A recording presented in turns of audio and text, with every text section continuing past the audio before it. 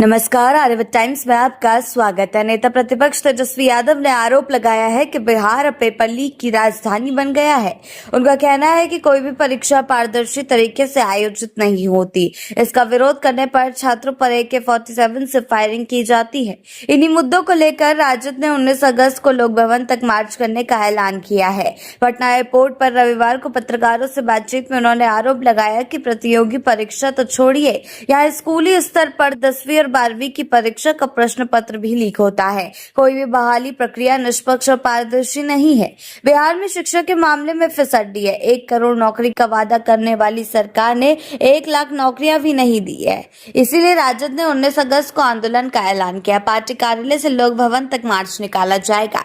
तेजस्वी ने आंदोलनकारियों को दिमागी नक्सल जैसे शब्द के इस्तेमाल पर पीएम से माफी की मांग की है। साथ ही राज्य में लागू शराबबंदी पर भी तंज कसा है। उनका कहना है कि शराबबंदी लागू है, पर सबको पता है कि हम होम डिलीवरी हो रही है। राजद नेता तेजस्वी यादव ने कहा कि बिहार में नई सरकार गुणवत्तापूर्ण शिक्षा की व्यवस्था करवाने के लिए जगह में बिहार में शिक्षा का भगवाकरण करने में लगी हुई है। उनका कहना है कि प्रदेश में गुणवत्तापूर्ण शिक्षा के लिए साधन उपलब्ध नहीं है। बहुत से विद्यालयों के पास अपना भवन नहीं है। शिक्षकों की कमी के साथ बच्चों के पास पढ़ने के लिए किताब तक नहीं है। लेकिन सरकार इस बातों पर ध्यान नहीं दे रही, अपने भगवा एजेंडे पर काम कर रही है। तेजस्वी ने कहा है कि वर्तमान में प्रदेश अब पेपर लीक की राजधानी बन गया है। उन्होंने पेपर लीक सहित कई मुद्दों को लेकर 19 अगस्त को लोक भवन का एक मार्च निकालने की तैयारी कर रहे हैं। अब ऐसे में तेजस्वी के इस मार्च पर भी तरह तरह की बयानबाजियां आना शुरू हो चुकी है।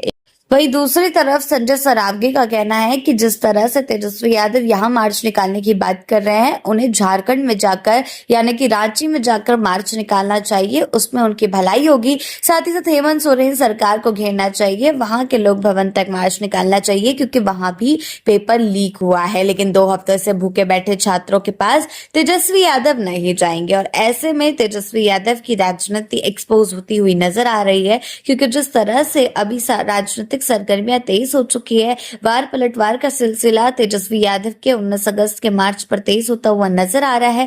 ठीक उसी तरीके से तेजस्वी यादव इस पूरे मार्च को कैसे संभालते हैं, ये देखने वाली बात होगी। और साथ ही साथ क्या तेजस्वी यादव को मार्च निकालने की परमिशन मिलेगी, क्योंकि जिस तरीके से ऑलरेडी माहौल में गहमा गहमी बनी हुई है, लगातार देखने को मिल रहा है कि छात्र आंदोलन पर बैठ रहे हैं। जगहों पर छात्रों की मांगे जो है वो पूरी नहीं हो सकी है। अभी BPSC परीक्षा को लेकर भी छात्र आंदोलन बैठे हुए हैं। ऐसे में तेजस्वी यादव को क्या मार्च निकालने की परमिशन मिलेगी, ये एक बड़ा सवाल है। आगे के अपडेट्स के लिए जुड़े रहें आर्यवत टाइम्स के साथ ही चैनल को सब्सक्राइब करना ना भूलें और हमारी फेसबुक वेबसाइट के साथ भी जरूर जुड़े।